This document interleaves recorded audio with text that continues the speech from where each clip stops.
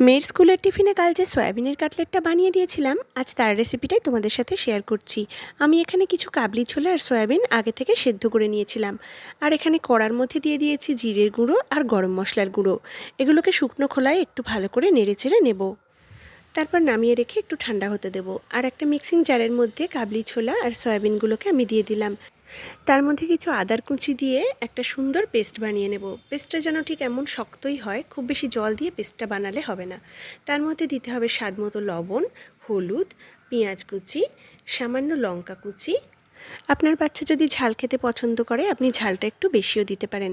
বাইন্ডিংয়ের জন্য দিয়ে দেবো এখানে একটু ছাতু আর একটু জোয়ান দিয়ে দিলাম।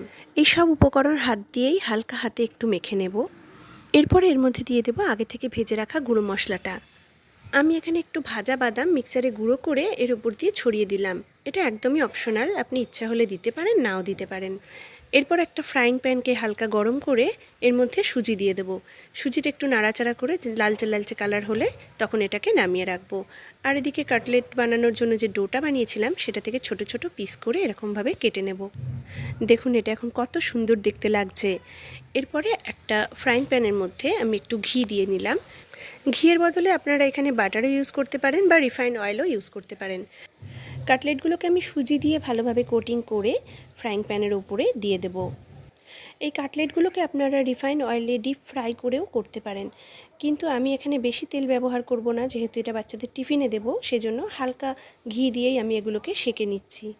বেশ কিছুক্ষণ সময় নিয়ে উল্টে পাল্টে এগুলোকে ভেজে নিতে হবে যতক্ষণ না পর্যন্ত লালচে লালচে কালার আসছে। ভিডিওটা ভালো লাগলে চ্যানেলটা অবশ্যই সাবস্ক্রাইব করে পাশে থাকবেন।